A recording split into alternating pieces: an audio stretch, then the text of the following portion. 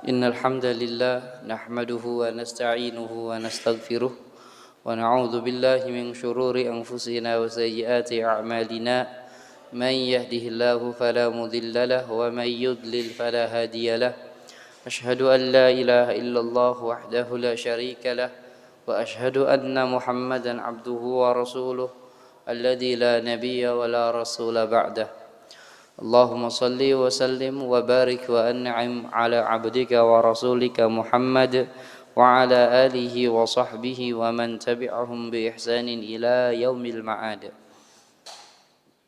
قال الله تعالى في كتابه الكريم يا أيها الذين آمنوا اتقوا الله حق تقاته ولا تموتن إلا وأنتم مسلمون.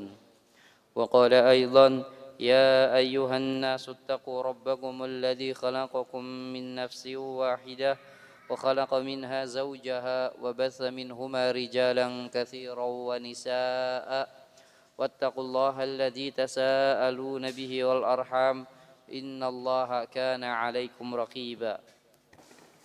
وقال عز من قائل يا أيها الذين آمنوا اتقوا الله وقولوا قولا سديدا يصلح لكم أعمالكم ويغفر لكم ذنوبكم ومن يطع الله ورسوله فقد فاز فوزا عظيما.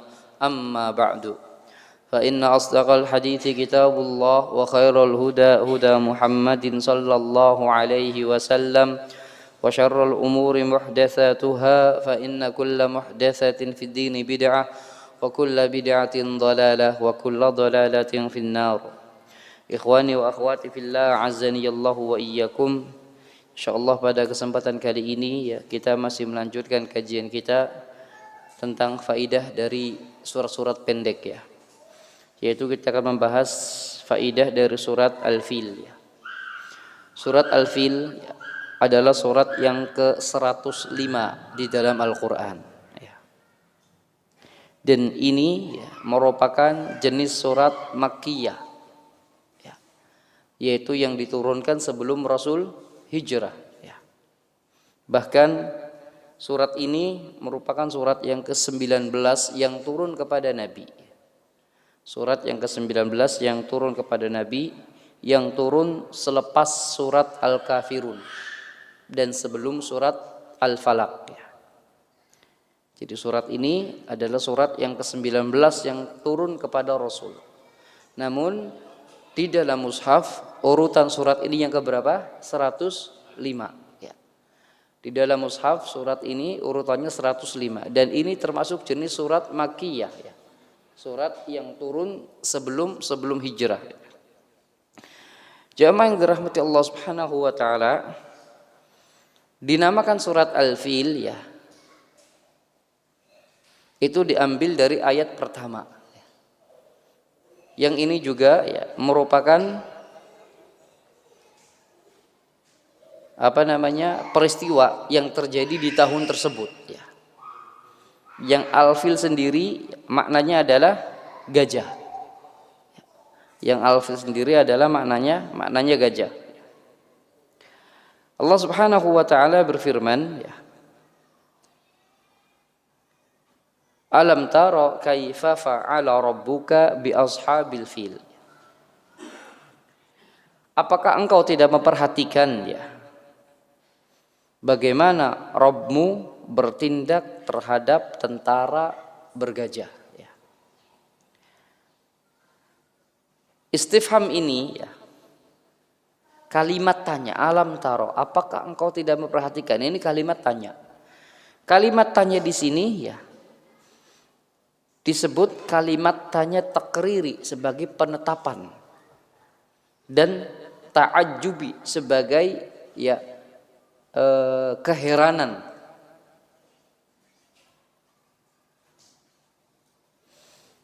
Jadi apakah engkau tidak berpikir, apakah engkau tidak merenung, apakah engkau memikirkan bagaimana Allah bertindak terhadap tentara bergajah?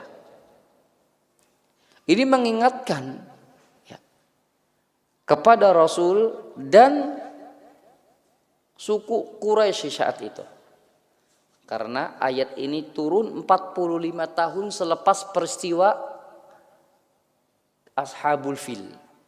Ya. Jadi Allah Subhanahu wa taala mengingatkan Rasulnya. Ya. Ketika itu ya dakwah Nabi sedang tertekan. Ya. Sedang ditekan oleh kaum Quraisy dakwahnya. Di awal-awal dakwah bahkan tidak sedikit ya dari para pengikut Nabi saat itu disiksa oleh majikannya. Ya. Maka Allah Subhanahu wa taala mengingatkan kembali peristiwa yang pernah terjadi. Wahai Muhammad, tidaklah engkau mengingat apa yang Rabbmu telah lakukan kepada para tentara bergajah. Artinya apa di sini? Ini hiburan kepada Nabi. Ya. Ini hiburan kepada Rasulullah sallallahu alaihi wasallam. Ya. Bahwa Allah akan menolong dakwahnya. Jangan khawatir, Allah akan menolong dakwahnya. Sebagaimana Allah melindungi Ka'bah dari para tentara bergajah.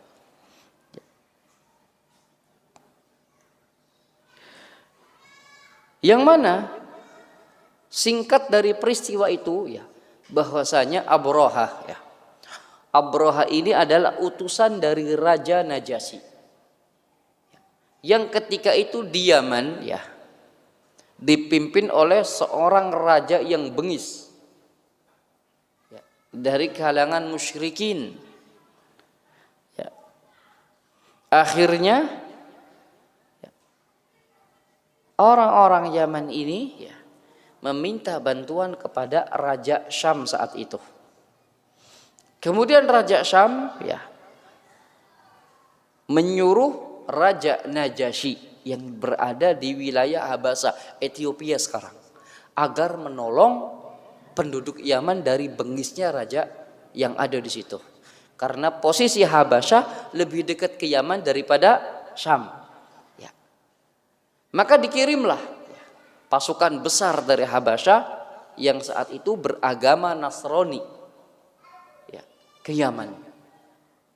Singkat cerita, pasukan yang dikirim oleh Raja Najasyi ini dipimpin oleh seorang yang bernama Abrahah. Singkat cerita, pasukan Abrahah ini berhasil menguasai Yaman. Berhasil menguasai Yaman dan berhasil mengkristenkan Yaman. Maka Abrahah ya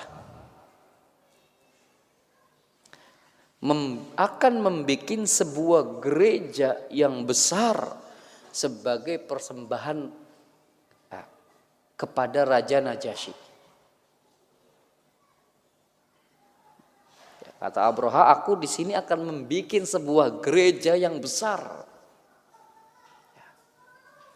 Yang saat itu gerejanya dinamakan Al-Qulais. Ya. Saking tingginya tuh gereja, dibikinlah, berhasillah Abrahah membuat gereja yang sangat besar di Yaman sebagai hadiah untuk Raja Najasyi. Maka Raja Najasyi pun senang. Raja Najasyi pun senang. Kemudian ya bukan tidak berhenti sampai di situ saja. Abrahah ingin ya, orang-orang itu mengunjungi gerejanya sebagai ganti dari mengunjungi Ka'bah. Karena saat itu ya setiap tahun orang-orang mengunjungi Ka'bah. Ya, itu Abrahah ya nggak mau, pengennya tiap tahun orang-orang mengunjunginya mana? Gereja Qulais tadi yang berada di Yaman tadi. Terdengarlah ya rencana ini oleh suku Arab yang ada di Yaman, di antaranya Bani Kinana. Ya. Maka singkat cerita terjadilah keributan. Sampai-sampai gereja tersebut yang memakan biaya besar terbakar habis. Karena terjadinya peperangan saat itu di sana. Ya. Bani Kinana, Adnan dan Gahtan ya. Berperang melawan ya pasukan Abrahah di situ. Hasil akhirnya gereja terbakar ludes. Maka berita ini terdengar oleh Abraha dan Abraha marah. Ya. Ingin membalas menghancurkan Ka'bah. Akhirnya ya, mengumpulkan pasukan dan menuju ke Makkah Al-Mukarramah dengan mengendarai dengan mengendarai gajah-gajah yang paling besar saat itu. Ya. Di dalam riwayat ya, disebutkan ada 8 sampai 12 gajah yang besar-besar. Dan yang paling besar adalah gajah yang ditunggangi oleh Raja Abraha yang bernama Mahmud gajahnya. Nah, itu gajah yang paling besar. Ya. Tujuan membawa gajah itu adalah ya, nanti akan diikat di setiap tiang Ka'bah ya. Itu tali besar, kemudian gajah menariknya sehingga Ka'bah itu terlepas hancur. Itu tujuannya. Ya. Maka ketika ya, Raja Abraha ini berangkat bersama pasukannya dihadang oleh beberapa suku Arab. Namun ya semuanya tumbang. Karena ini pasukan besar ya. Pasukan besar. Singkat cerita sampailah ya di desa yang bernama Al-Muhammash. Ya, pasukan Abraha ini sampai di wilayah yang bernama Al-Muhammash, dekat dengan Mekah. Maka di situ ya pasukan Abraha ya, melakukan penjarahan. Harta-harta situ dijarah ya. Termasuk yang dijarah adalah 200 ekor unta milik Abu Thalib. Abdul Muttalib. Yang saat itu dia menjadi pemuka Quraisy, Abdul Muttalib ini. Akhirnya Raja Abraha menunjuk utusan untuk bertemu dengan tokoh Quraisy saat itu. Maka bertemulah, ya, datanglah Abdul Muttalib tadi bersama rombongannya. Ya. Maka terjadilah dialog antara Raja Abraha dan Abdul Muttalib, ya, dan pemuka Quraisy saat itu. Ya. Yang diantara isi dialognya itu, ya, kata Abraha, kami ingin menghancurkan Ka'bah. Kami ingin menghancurkan Ka'bah dan kami tidak ingin memerangimu. Ya. Saat itu ya orang-orang sekitar Quraisy sudah pada ngungsi, sudah pada ketakutan karena ini pasukan besar ya. Maka kata Abdul Muttalib, ya, kami juga tidak akan mampu melawanmu. Kami juga tidak akan mampu melawanmu. Dan kami tidak akan berperang denganmu karena pasti kami kalah. Karena jumlah kami yang sedikit, ya. Namun kami minta permintaan balikan ya, kepadaku 200 onta yang disandra oleh pasukanmu. Ya. Hal ini membuat Abraha bingung. Ya. Ini saya datang mau ngancurin Ka'bah, mau ngancurin tempat ibadahmu. Ya. Mau ngancurin ya Baitullah. Kenapa kamu ngomongin onta 200? Maka kata Abdul Muttalib, li'anni rabbu al-ibil, karena akulah pemilik unta. Wa amma lil baiti wa inna lil baiti rabban yahmihi. Adapun Ka'bah itu ada Tuhan yang menjaganya. Makanya kami di sini ya, minta harta dan unta itu kembali. Ya. Maka kata Abraha, artinya kamu mempersilahkan kami ngancurin Ka'bah, itu urusanmu. Ya. Kata Abraha, artinya kalian mempersilahkan kami untuk melancarkan misi kami itu menghancurkan Ka'bah. Ya, kata Abdul Muttalib, hada sya'nuk, itu urusanmu. Ya. Pokoknya balikan unta kami. Ya. Karena kamilah pemilik unta. Adapun Ka'bah udah ada Rob yang menjaganya. Lalu diingatkan. Ya. Ini nggak sekali dua kali ya. Kata Abdul Muthalib, saya ingatkan nggak sekali dua kali orang menghancurin Ka'bah. Sebelum engkau ada beberapa yang ingin menghancurkan Ka'bah, namun nggak berhasil. Ya, kata Abraha, aku nggak percaya. Akhirnya kata Abraha, udah balikin hartanya. Ya. Balikin hartanya. Maka Abdul Muthalib pun pulang. Ya. Jangan nyerang dulu, tunggu sejenak kami mengosongkan Ka'bah. Ya. Subhanallah. Ini jadi dipersilahkan. Jangan maju dulu, tunggu sejenak, kami akan mengosongkan Ka'bah dari orang-orang. Akhirnya Abdul Muthalib pulang, ya, mengajak untuk berlindung di balik gunung. Ya. Karena Abraha akan menghancurkan Ka'bah. Maka ketika sudah ada aba-aba bahwa Ka'bah sudah kosong, orang-orang Quraisy sudah berlindung saat itu, majulah. 8 gajah atau 12 gajah yang besar-besar tadi, ketika dihadapkan ke arah Ka'bah nggak mau. Namun ketika dihadapkan ke arah Yaman mau. Sampai bingung. Sampai di sebagian riwayat itu si gajah ini ditusuk supaya jalan, tapi tetap. Tapi ketika dibalikkan ke arah Syam atau ke arah Yaman mau. Kemudian saat itu Allah Subhanahu wa taala mengutus burung. Yang burung ini tiba-tiba ada ribuan burung. Ya. Yang masing-masing burung itu membawa 3 batu. 1 di paruhnya, 2 di cakarnya. Jadi membawa 3 batu. Dalam satu hadis dijelaskan bahwa burung ini berwarna hijau. Dan memiliki kepala seperti kepala binatang buas. Dan batu yang dijatuhkan itu sebesar kacang tanah. Batu yang dijatuhkan itu sebesar kacang tanah.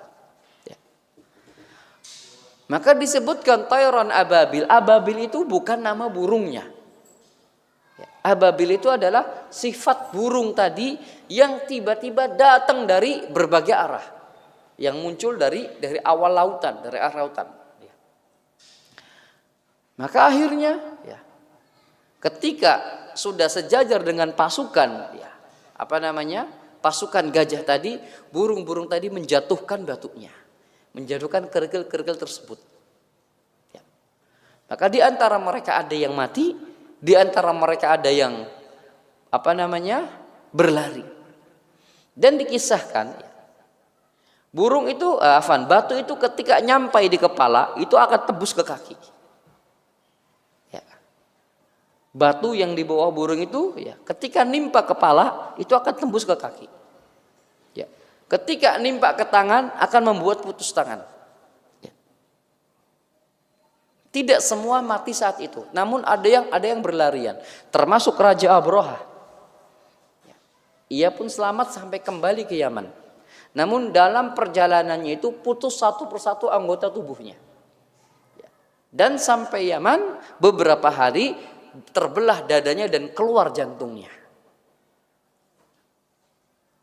Itu singkat cerita. Maka Allah Subhanahu wa taala ingatkan kembali kepada Rasulullah sallallahu alaihi wasallam, alam tara kaifa fa'ala rabbuka bi ashabil fil. Wahai Muhammad, jangan bersedih. Tidaklah engkau ingat apa yang Allah perlakukan terhadap tentara bergajah. Dan 50 hari atau 40-an hari selepas peristiwa Ashabul Fil, lahirlah Rasulullah sallallahu alaihi wasallam. Sehingga dijelaskan bahwa Nabi lahir amal fil, di tahun gajah. Nabi lahir di tahun gajah. Ini 40 sampai 50 hari selepas peristiwa Ashabul Fil, lahirlah Rasulullah sallallahu alaihi wasallam. Maka ayat ini sebagai hiburan bagi Rasul dan sebagai ancaman bagi suku Quraisy yang menghalang-halangi dakwah Nabi. Karena saat itu ya, orang-orang Quraisy menyaksikan bagaimana Allah menjaga rumahnya. Kalau Allah Subhanahu wa taala menjaga rumahnya, maka pasti juga Allah akan menjaga dakwah Rasul. Pasti Allah juga akan menjaga Islam. Jadi itu ayat pertama ini sebagai satu sisi sebagai hiburan Rasul, satu sisi sebagai apa? Ancaman bagi orang-orang Quraisy. Ya. Saat itu dia sudah nggak punya kekuatan. Ya. Didatangi oleh pasukan Abraha, tidak punya kekuatan. Ya. Bahkan beberapa suku Arab, ya, menghadang namun habis semua. Oleh karena itu, ya, ini peringatan kepada Quraisy saat itu agar tidak menghalang-halangi dakwah Rasul. Agar tidak menghalang-halangi dakwah Rasul. Alam yaj'al kaidahum fi tadlil. Diingatkan lagi, bukankah Allah telah menjadikan tipu daya mereka itu sia-sia? Apa tipu daya mereka? Yaitu ingin menghancurkan Ka'bah. Jadi makna kaid di sini, alam yaj'al kaidahu, makna kaid di sini adalah tipu daya, yakni upaya tersembunyi untuk mencapai sesuatu. Yang kaid itu biasanya sifatnya negatif, ya. Dan sungguh negatif upaya Abraha, ya, ingin menghancurkan Ka'bah dan agar orang-orang itu hajinya ke negeri Yaman. Itu. Kemudian sebagian mufassirin juga, ya, menjelaskan ada motif lain, ya. Selain untuk menghancurkan Ka'bah, ya, motif tersembunyi dari Abraha juga menguasai jalur Mekah dan sekitarnya, jalur perdagangan. Karena itu, ya, orang-orang Quraisy, ya, biasa berdagang di musim dingin dan di musim panas, sebagaimana yang dijelaskan dalam Quran surat Quraisy, li'ilafi Quraisy ilafihim rihlatasy syita'i was-shaif. Ya. Kebiasaan orang-orang Quraisy itu rihlah, melakukan perjalanan untuk berdagang di musim dingin dan di musim panas. Musim dingin itu dagangnya ke Yaman, musim panas itu dagangnya ke Syam. Nah, ini berarti jalurnya jalur bagus. Ya. Melebihi bagusnya Cipali sekarang jalurnya. Jadi ingin menguasai jalur perdagangan itu. Tempat lalu lalangnya orang untuk berdagang. Kalau sudah dikuasai, yang jalan suruh bayar, kan gampang. Yang melewati jalur itu suruh bayar. Dan itu, ya, diantara motif tersembunyi dari Abraha. Selain menghancurkan Ka'bah, selain memindahkan hajinya ke negeri Yaman, juga ingin menguasai jalur darat tersebut. Itu kaidnya, tipu dayanya. Dan tipu daya itu tadlil, sia-sia. Tipu daya itu sia-sia. Oleh karena itu Allah Subhanahu wa taala berfirman, ya, wala yakidu makru sayyi illa bi ahli. Tipu daya yang buruk itu, ya, tidak akan kembali kecuali kepada dirinya. Rencana yang buruk itu, ya, tidak pernah kembali kecuali kepada orang yang merencanakannya. Wala yahiku makru sayyi illa bi ahli. Ya. Rencana yang buruk, makar yang buruk, tipu daya buruk itu tidak akan kembali kecuali kepada dirinya. Ya. Lihatlah, ya, bagaimana tipu daya Abraha ini kembalinya kepada siapa? Kepada Abraha. Ya, kepada Abraha.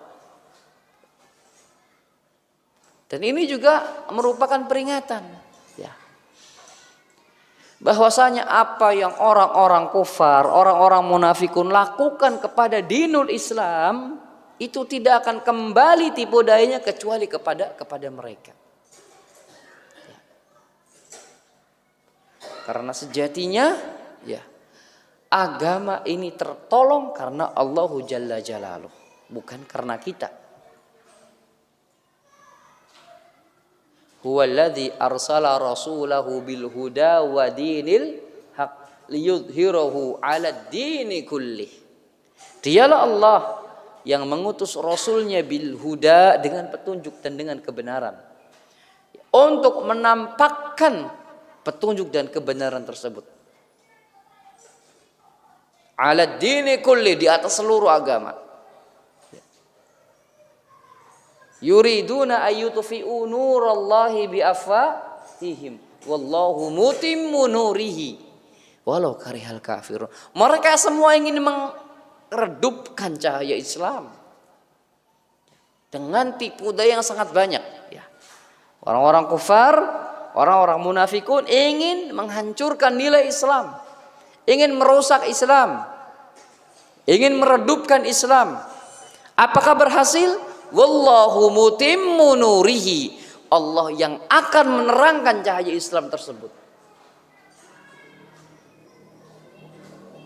Oleh karena itu kata para ulama ya,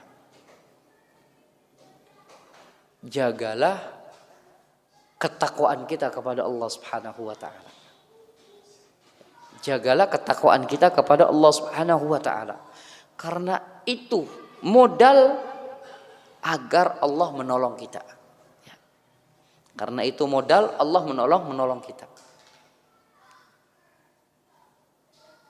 Walau anna ahlal qura amanu wattaqau lafatahna alaihim barakatim minas sama.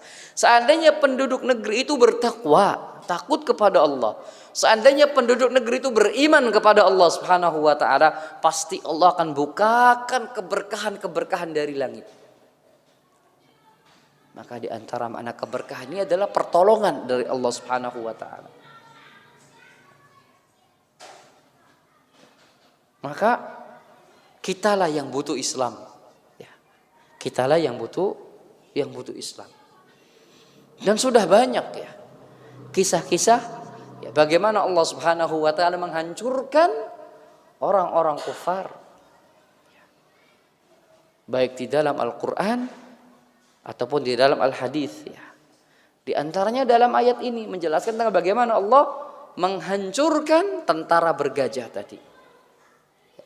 Yang saat itu tidak ada yang mampu mengalahkan tentara itu. Ya, tidak ada yang mampu mengalahkan. Bahkan orang-orang Quraisy pun yang diamanani menjaga Ka'bah tidak sanggup. Ya. Namun Allah yang menghancurkan mereka. Dalam kisah Nabi Nuh ya, bagaimana Allah Subhanahu wa taala menghancurkan mereka. Padahal saat itu ya Nabi Nuh ya dakwahnya 950 tahun. Bukan umurnya. Ya, itu masa dakwahnya Nabi Nuh 950 tahun, bukan umurnya. Sekarang yang beredar kan umur Nabi Nuh ya enggak? Itu dakwah Nabi Nuh 950 tahun. Umurnya Nabi Nuh ya ada yang mengatakan 1020 tahun, ada yang mengatakan 1500 tahun. Dakwahnya berapa? 950 tahun. Selama 950 tahun Nabi Nuh dakwah siang malam, bukan tiap malam Jumat aja. Siang malam dakwahnya. Baik secara sembunyi-sembunyi, secara terang-terangan, setiap waktu dakwah. Namun yang beriman mengikuti Nabi Nuh selama 950 tahun itu hanya 12 orang. 12 orang itu sebagian dari keluarganya. Subhanallah. Orang lainnya berapa? Mungkin ya setengah-setengah taruh lah, cuma 6. Selama 950 tahun. Ya, berarti per 12 tahun itu satu orang. Nah kisah ini, ya apa faedah dari kisah ini? Membuat kita semangat. Ya. Jadi kalau antum baru 2 tahun dakwahin keluarga belum bisa-bisa, jangan patah semangat. Karena dakwah itu bukan berapa banyak yang ikut. Dakwah itu adalah apa yang kita sampaikan. Makanya kata Allah, wa ma 'alaika illal balagh. Ya Rasulullah, tugasmu hanya menyampaikan. Tugasmu adalah hanya menyampaikan. Kita kembali ke Nabi Nuh 950 tahun. Ya. Udah gitu, ya, ini Nabi Nuh ya, tempatnya di dataran tinggi, di pegunungan lah. Ya. Sudah mana gangguan dari orang kufar itu semakin menjadi-jadi, Nabi Nuh minta sama Allah, ya, pertolongan.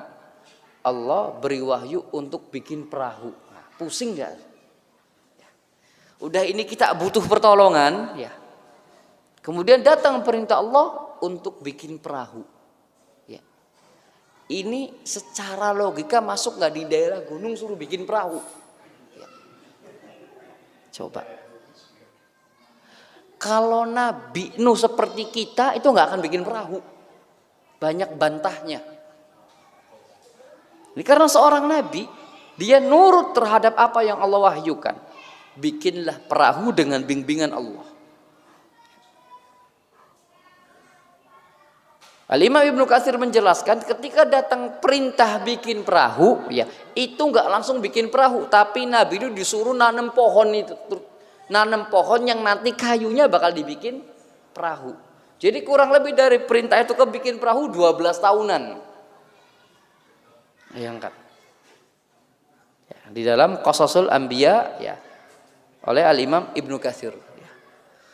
Jadi ketika datang perintah bikin perahu, ya itu kayunya nggak ada, suruh nanam pohon dulu. Ya. Baru ya, nanti pohon itu kayunya dibuat bikin perahu. Lihatin bagaimana sabarnya Nabi Nuh. Udah gitu ketika bikin perahu diledek lagi. Ya. Udah mana dicap gila, sebelum bikin perahu Nabi Nuh dicap gila, bikin perahu tambah gila lagi. Tuh bener kan gila di gunung bikin perahu. Subhanallah. Ujian Nabi. Namun pada akhirnya Allah Subhanahu wa taala ya bertindak kepada mereka. Allah tenggelamkan mereka, tidak ada satupun yang tersisa. Ya. Tidak ada satupun yang tersisa. Ya. Itu ya alam yaj'al kaidahum fi tadlil. Bukankah Allah menjadikan tipu daya mereka untuk menghancurkan Ka'bah itu sia-sia? Seluruh ya yang ingin menghancurkan Islam, tipu dayanya akan sia-sia. Wa arsala alaihim tayran ababil ya. Kemudian Allah Subhanahu wa taala mengirim kepada mereka burung yang berbondong-bondong. Ababil itu jamaat, isra jamaat ya. Satu jamaah burung datang lagi jamaah berikutnya, datang lagi kelompok berikutnya ya. Jadi bukan burung ababil, bukan. Ababil itu bukan nama burung, bukan. Ya. Itu sifat burung, datang bergelombang. Kemudian ini belum habis, datang lagi. Ini belum habis, datang lagi. Ya, sampai-sampai dikisahkan pasukan Abroha itu, ya, dia kebingungan gara-gara burung tadi. Ini dari mana burungnya? Di tengah-tengah kebingungan itu, burung tadi menjatuhkan batu-batu. Ya. Padahal batunya sebesar adas dikatakan, sebesar biji kacang tanah. Saat kesombongan Abraha semakin memuncak karena merasa tak ada berani yang menghadangnya. Nah, disitulah ya. Oleh karena itu, ya salah satu tanda orang mau hancur itu sifat sombong. Ya. Kalau dia sudah sifat sombong, tandanya dia mau hancur. Ya. Karena kesombongan itu ya merupakan ya, sesuatu yang akan menghancurkan. Siapa yang sombong dia pasti hancur. Dan ini merupakan waqi, kenyataan. Ya. Orang yang sombong itu pasti hancur. Ya.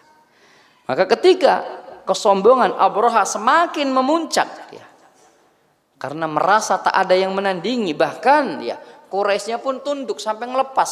Ya. Tiba-tiba datang dari langit kawanan burung yang sangat banyak. Ya. Yang dikisahkan dalam satu riwayat ya Burungnya itu hijau. Walaha ru'us karu'usis siba.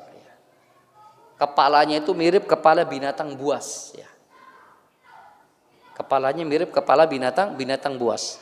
Dan masing-masing burung itu membawa 3 batu. Ya.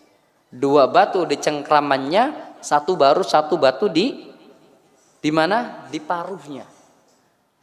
Jumlahnya ribuan. Ya. Kelompok ini dikira habis datang lagi, terus. Ya. Tarmihim bihijaratim min sijil, ya. Kemudian burung-burung tadi melempari mereka dengan batu yang berasal dari tanah yang terbakar. Yang dimaksud dengan sijil diartikan batu yang terbakar sehingga sangat panas. Bahkan dikisahkan dalam satu riwayat, batu ini batu yang dibakar dibawa di kerak jahanam. Batu ini Allah datangkan dari keraknya jahanam.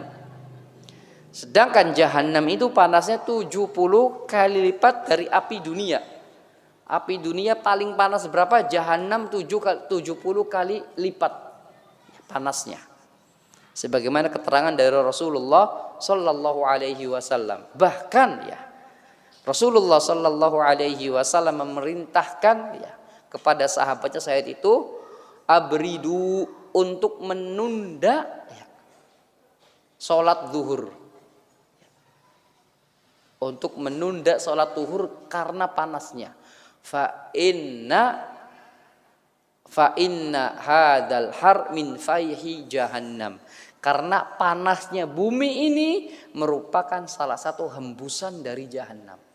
Jadi panas yang kita rasakan akhir-akhir ini ya itu adalah hembusan dari jahanam.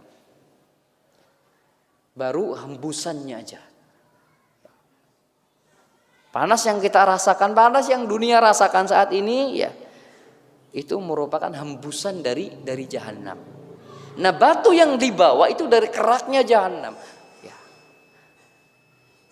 Maka dikisahkan ketika batu-batu itu dijatuhkan ya tidak semuanya mati. Apa kata Allah? Faja'alahum ka'asfim ma'kul. Lalu dia menjadikan mereka seperti daun-daun yang dimakan ulat. Ya. Al-Imam Ibnu Katsir menjelaskan siapa yang terkena kepalanya maka tembus sampai bagian bawah badannya. Di antara mereka ada yang mati seketika, di antara mereka ada yang cacat, di antara mereka ada yang berhasil kabur. Ya. Sampai-sampai ya dalam Sirah Ibnu Hisham menjelaskan ya Aisyah itu ya pernah bertemu dengan pawang gajahnya Abroha, masih hidup, dengan pawang gajahnya Abroha dalam keadaan cacat. Ya, diriwayatkan dalam Sirah Ibnu Hisham ya bahwa Aisyah pernah melihat ya di Madinah pawang gajahnya Abroha sedang meminta-minta dalam keadaan buta dan cacat. Lihat bagaimana akhir kehidupannya menjadi Allah hinakan. Bahkan Abroha sendiri ya tidak mati di situ. Namun Allah siksa dulu. Selama perjalanan dari Mekah menuju Sana'a menuju Yaman ya itu bagian tubuhnya lepas satu persatu. Nah, sehingga ketika sampai di Sana'a ya, beberapa minggu atau beberapa bulan terakhir itu terbelah dadanya dan keluar jantungnya. Ya. Batu itu ketika nempel akan menimbulkan gatal yang sangat luar biasa sehingga mereka ya menggaruk-garuk dan sampai garuk pun gak puas mereka ambil pisau buat garuknya. Sehingga tidak sengaja dia tuh melukai dagingnya sendiri. Ya. Jamaah yang dirahmati Allah Subhanahu wa taala, itulah ya faidah dari surat Al-Fil yang intinya adalah bahwasanya Allah Subhanahu wa taala akan menjaga dinul Islam. Bahwa siapa yang merencanakan keburukan, pasti rencana buruk itu akan menimpa dirinya. Ini juga merupakan dalil bahwa Allah lah yang menjaga dinul Islam. Ya. Dan juga bukti bahwa kita semua itu butuh kepada Islam. Maka semakin kita bertakwa kepada Allah, semakin Allah akan menolong kita. Semakin kita bertakwa kepada Allah, semakin Allah akan menolong kita. Ya, sebagaimana Allah menolong Ka'bah. Ya. Ketika Allah menolong Ka'bah, bukan berarti Allah mencintai orang-orang Quraisy, bukan. Ya. Tapi itu merupakan bukti, ya, karena di tahun tersebut lahirlah Rasulullah Sallallahu Alaihi Wasallam. Itu pertanda bahwa Allah menjaga Ka'bah sebagai pusat dan juga menjaga risalah Rasulullah Sallallahu Alaihi Wasallam sampai hari kiamat. Ya, makanya sampai saat ini seorang yang berusaha menghina Islam, maka justru dia akan dihinakan di dunia sebelum di akhirat. Ya. Siapa yang menghina Islam, dia akan dihinakan oleh Allah Subhanahu Wa Taala. Bahkan Imam Ibnu Qayyim Al-Jauziyah menjelaskan orang-orang yang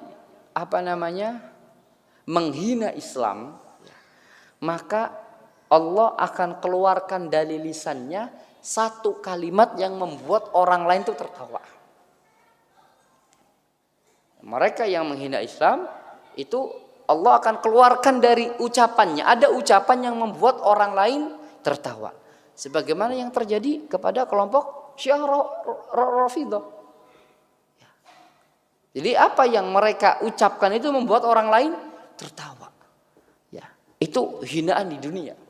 Belum lagi nanti siksaan di akhirat. Ya. Oleh karena itu jamaah yang dirahmati Allah Subhanahu Wa Taala, ya, dinul Islam mansurun, agama Islam itu pasti akan tertolong, pasti akan ditolong Allah Jalla Jalaluhu. Ya.